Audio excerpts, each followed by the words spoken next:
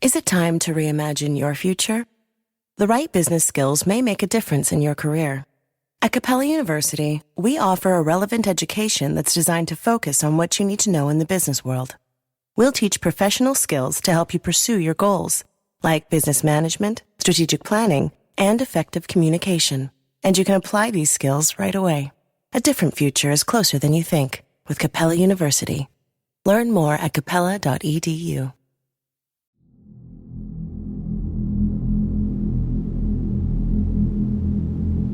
This episode contains subject matter that some listeners might find disturbing. Listener discretion is advised.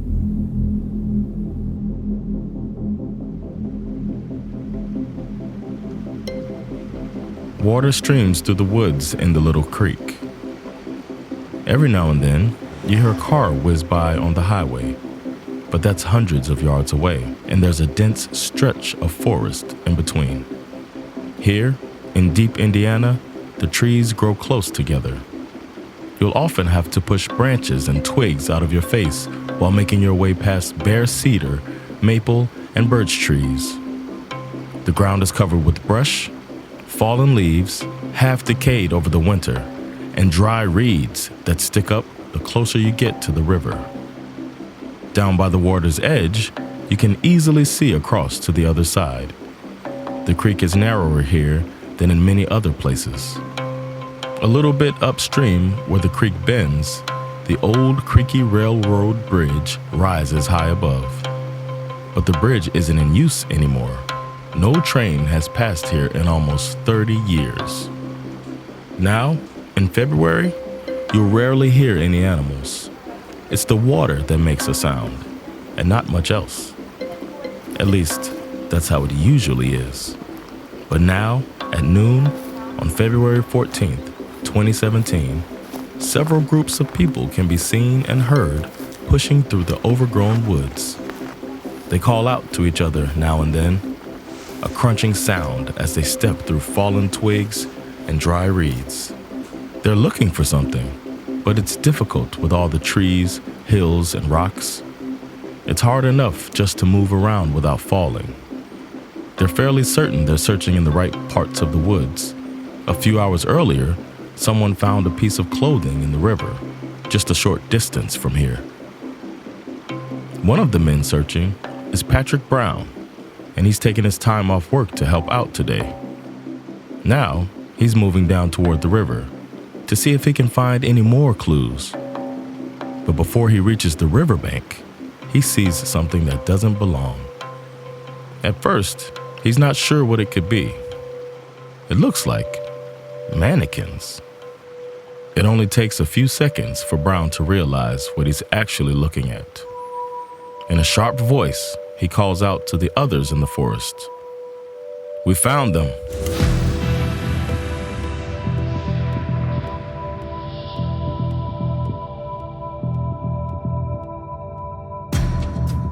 This is the story of two young girls, of an idyllic, free, and safe place in the American heartland where something dreadful happens. A crime that shakes an entire town and changes it forever, and how this tragedy still lingers, even to this day. You're listening to The Delphi Murders, a 4-part documentary about the search for the man on the bridge. My name is Jonathan Rollins, and if you like this series, don't forget to follow Crime by PodLit so you'll know when we release new episodes. This is the first chapter, February 13th, 2017.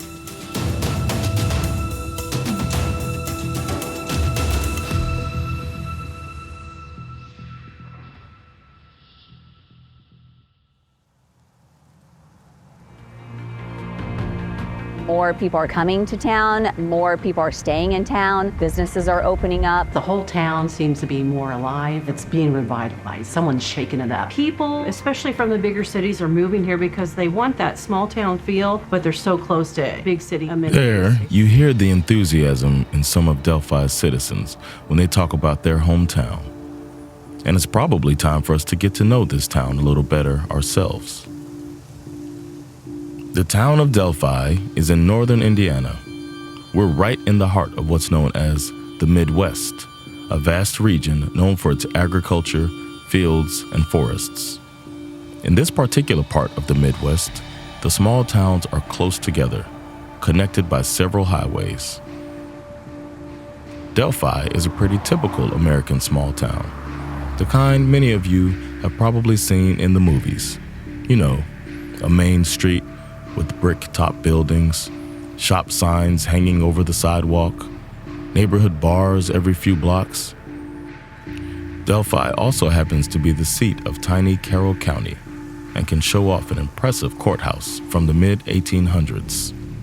This is like what people think about when they think about like America's heartland, you know? It's like farming, it's agriculture, it's like, you know, very, very low on crime. This is the author Brian Whitney.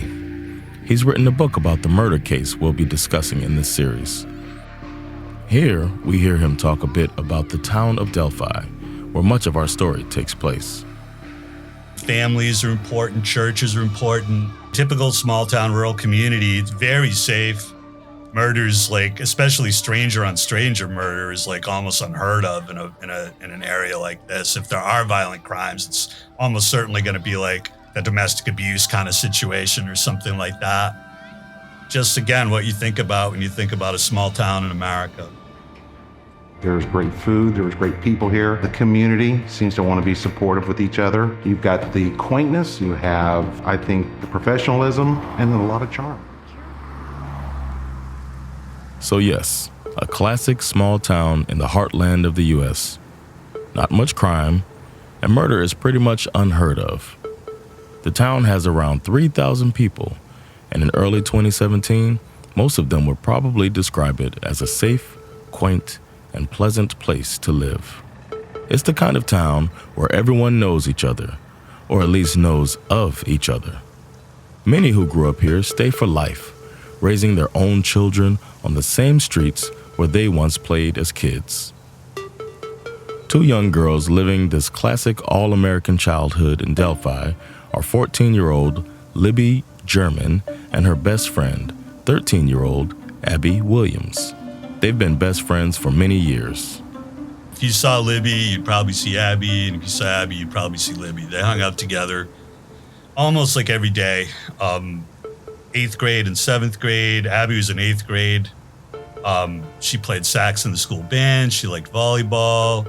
She was really into being outside, spending time with her families.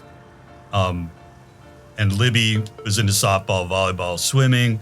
She was also in the band. Basically, what we're talking about here are like two kind of all-American kind of girls, you know, like the kind of thing that you think about when you think about two innocent Midwestern best friends, just into their family, into school, into sports, not getting into any trouble. It's good kids. Monday, February 13th, is unusually warm for this early in the year. In fact, it's been warm in general lately. There's usually a lot of snow here in northern Indiana, sometimes all winter long, but now all the snow's already melted, and instead of white, you'll see different shades of brown in the woods and fields of Delphi. And Libby and Abby are probably pretty stoked about the warm weather because thanks to the weather, they actually have this Monday off. In America, if you live in an area where you get a lot of snow in the wintertime, you get days off from school because of the snow. So if there aren't enough snow days like in a regular year, kids will get like another day off because it kind of evens up, like, you know, the amount of days that they're supposed to go to school. So on this particular day, February 13th, they had the day off because there weren't enough snow days. So they didn't have to go to school that day.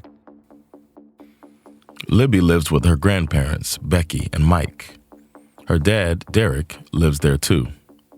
He's struggled with drug addiction in the past, and though he's been clean for some time now, he's not the typical father figure in Libby's life.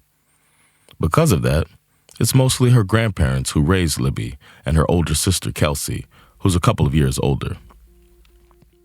Their mom lives and works in Kentucky, but she stays in close contact with her daughters. Anyway, the girls have the day off from school on Monday, So, on Sunday, Abby spends the night at Libby's. That Sunday evening, they watch a movie with Libby's older sister, Kelsey. They also stay up talking, laughing, and whispering about just about everything. Funny videos they've seen, things that are going on at school, and maybe if there's any boy they're interested in. It's almost 3 a.m. when they finally go to bed. Now, on Monday, when they're off from school, the plan is to head to Grandma Becky's office later in the afternoon and do some extra work. She's a realtor, and there's plenty of filing that needs to be done. But that's for later. Right now, after lunch, Abby and Libby have other plans. This episode is brought to you by Etsy. Oh. Hear that? Okay. Thank you. Etsy knows these aren't the sounds of holiday gifting. Well, not the ones you're hoping for.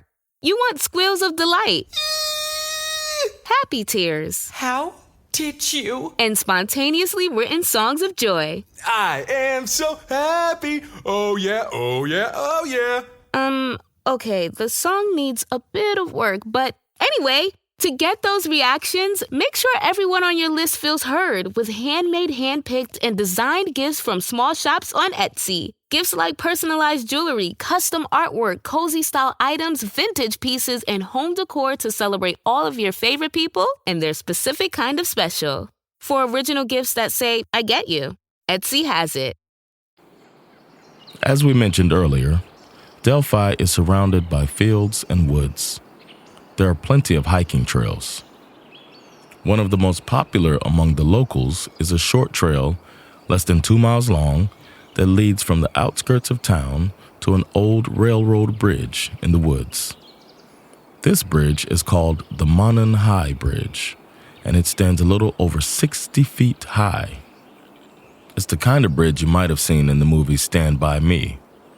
There are gaps between the planks, so you actually see down to the ground when you're on the bridge. There are no guardrails, and many of the planks are old and a little rotten. Some have even fallen off. In other words, this is not a safe bridge. In fact, in recent years, some of the locals have raised money to repair it. The bridge is 850 feet long, and it is the third longest railroad bridge in Indiana. The bridge is deteriorating, which makes it dangerous to walk on.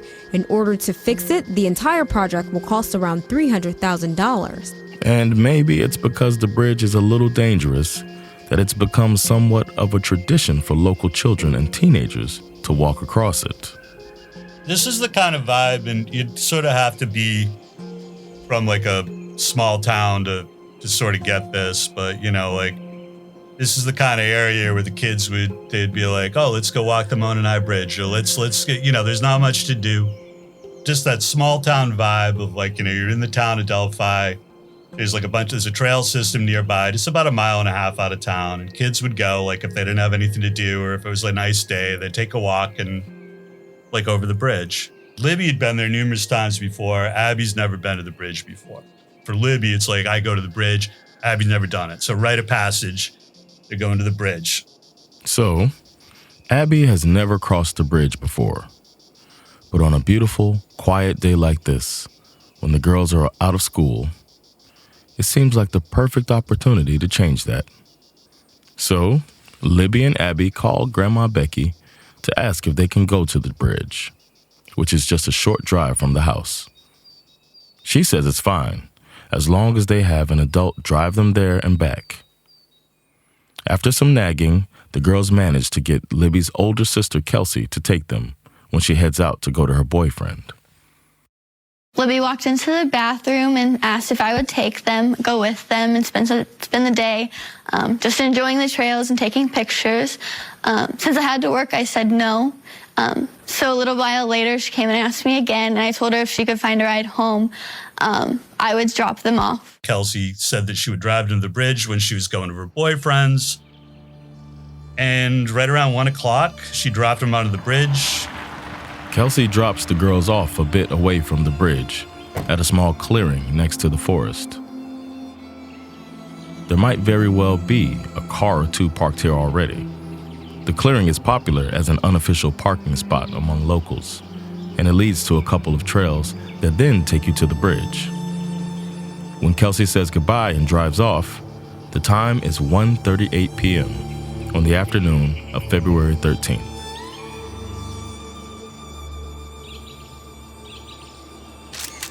About half an hour later, Libby posts an update on Snapchat. In it, you can see Abby posing on top of Monon High Bridge. In other words, she's now checked off what is pretty much a rite of passage for local kids and teenagers. She's crossed the Monon High Bridge. When this post goes up, the time is 2:07 p.m.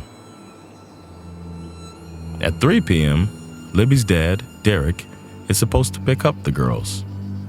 He's running a little late, but he calls Libby at 3:10. She doesn't answer. Just a few minutes later, he parks his car in the same little clearing where Kelsey dropped Libby and Abby off earlier. He tries calling again. At 3:13, he makes another call. It rings and it goes to voicemail.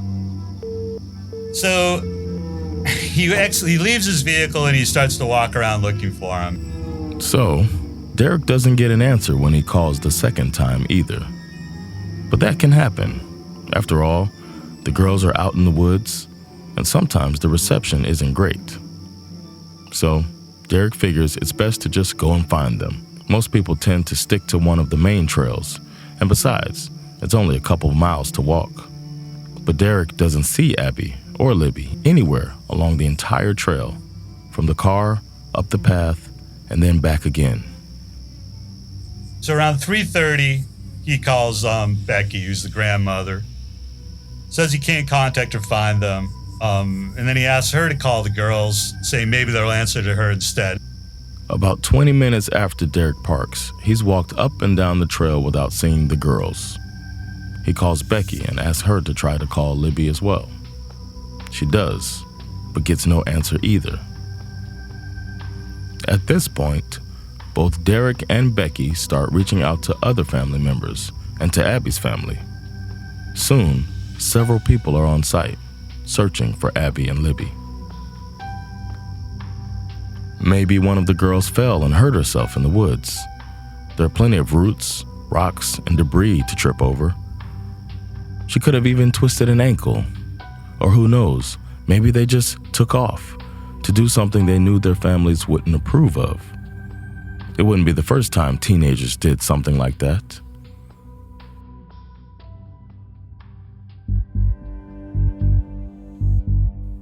The search goes on for around 2 hours, with no sign of the girls. And still no answer when the families try calling either.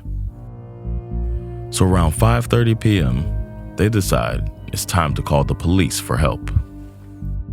So this is about 2.5 hours after they were supposed to have been seen, which seems to me like it's kind of a realistic time to call the police, I would say. Like they looked for a few hours, now it's almost dark. You know, you got to do something. So that's what they do. A little after 5, I called the police. Okay. We'd been searching as a family, couldn't find anything, and thought, okay, it's going to start getting dark. Let's get the police involved here. And they immediately came out in force, started walking the trails with us, looking for the girls. And as you heard Libby's grandfather Mike mention, the police quickly arrive with several cars and do their best to comb through the dense woods. It's not just police who show up either. As we mentioned earlier, Delphi is a small town where everyone knows each other. And in a situation like this, that's a big asset. In no time, neighbors, friends, and coworkers arrive to help look for the girls. It's starting to get dark, and if either of the girls has hurt themselves, they really want to find them as soon as possible.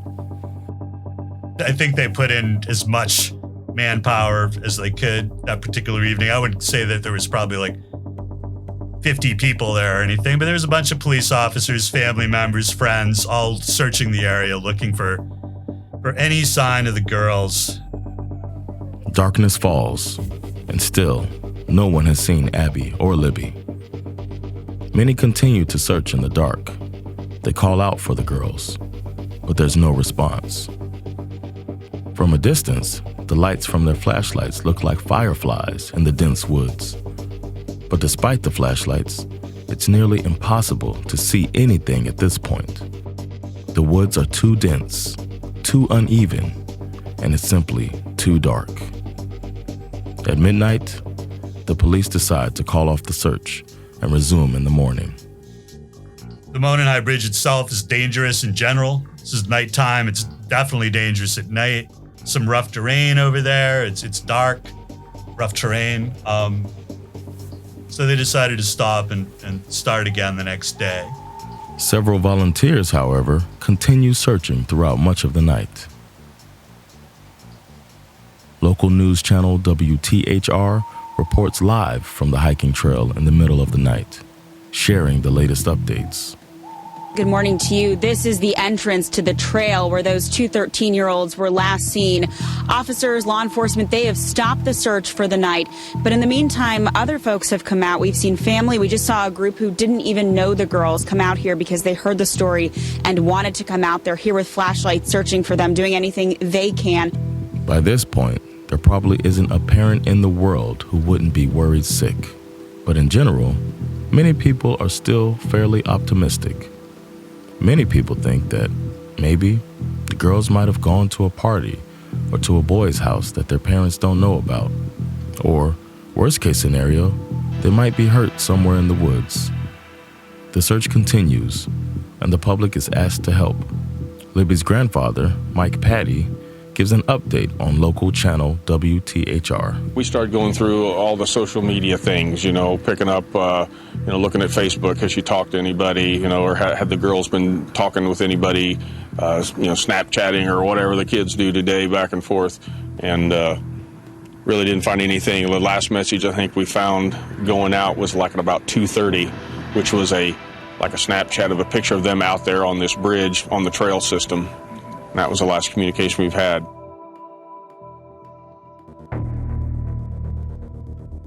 The next morning, February 14th, the search effort starts early.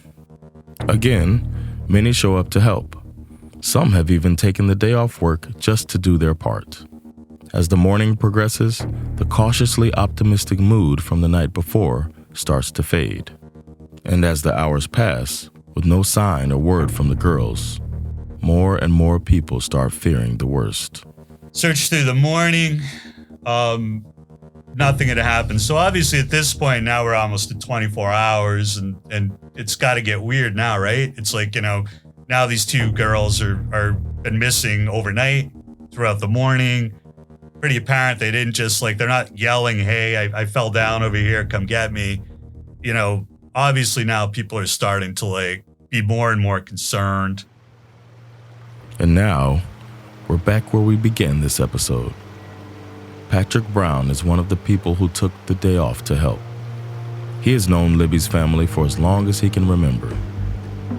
When the clock strikes around 12 p.m., he makes his way down one of the many slopes in the woods toward the Deer Creek River. A couple of hours earlier, someone had found a piece of clothing in the water. It's not certain that it belongs to the girls. Sometimes trash and discarded clothes float around here. But what if it's one of the girls' clothes? What if they're cold, wet, and injured somewhere, needing help?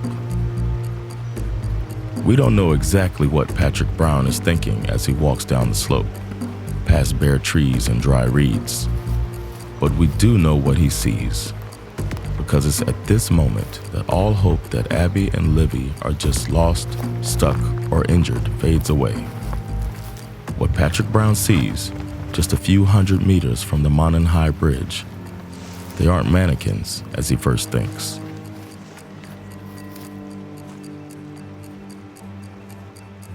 Pat Brown is a lifelong friend of the Germans. He first heard about the disappearance of Abby and Libby after a typical Monday night supper. He says he immediately jumped into search. The next morning, Brown testified he called off work and kept looking. After several hours, he got a call saying Libby's shirt had been found in Deer Creek. He went to the area, and while he was walking toward the creek, he made a horrifying discovery. the bodies of Abby Williams and Libby German. So that same afternoon, the Indiana State Police and the Carroll County Sheriff's Department, Delphi is in Carroll County, Indiana, they held a press conference and confirmed they found Libby and Allie and that the girls had been murdered.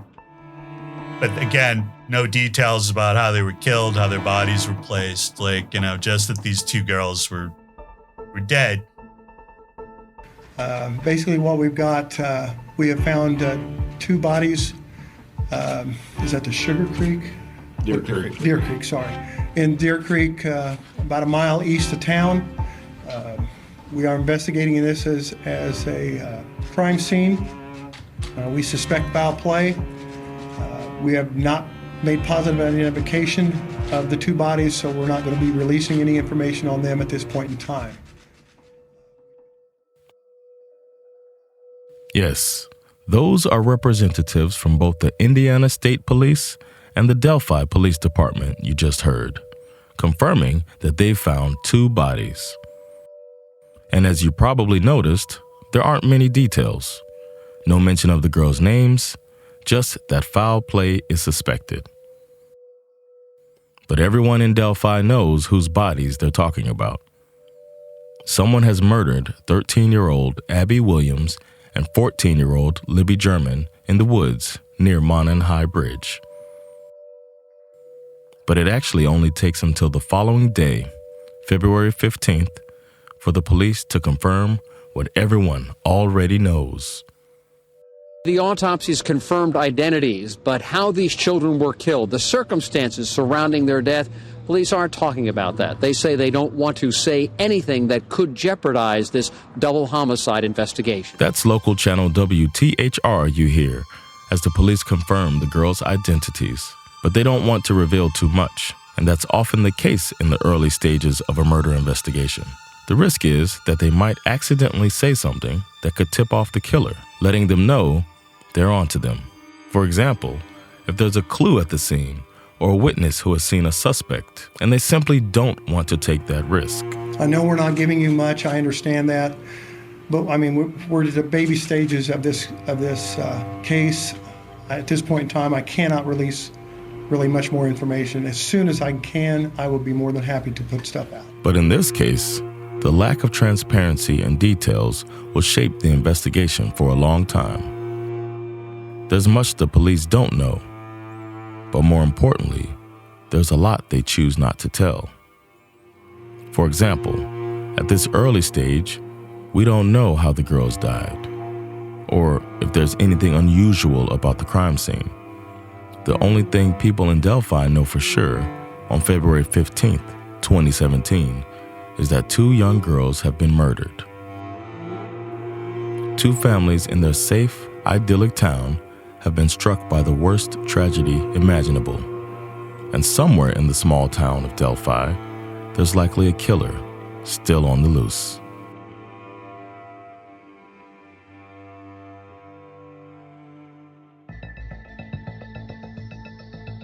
Next time on the Delphi Murders, just a few days after the murder, the police release more information. Please do not rationalize tips away. Rationalize what you think that might not be important away.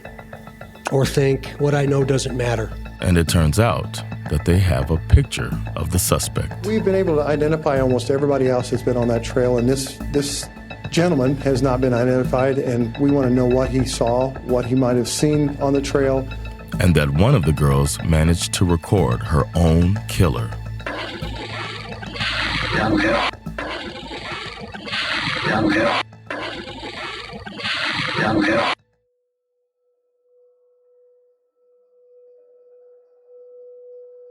You've listened to the first episode of the Delphi Murders, narrated by me, Jonathan Rollins.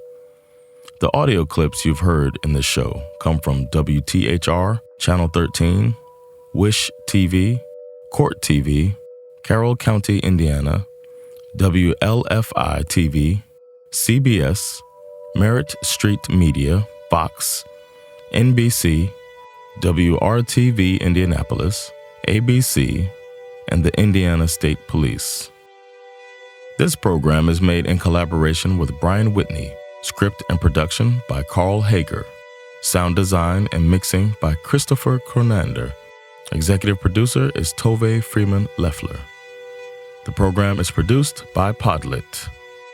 If you enjoyed this series, don't forget to follow the channel Crime by PodLit so you get updates as soon as a new episode is released. Thank you for listening.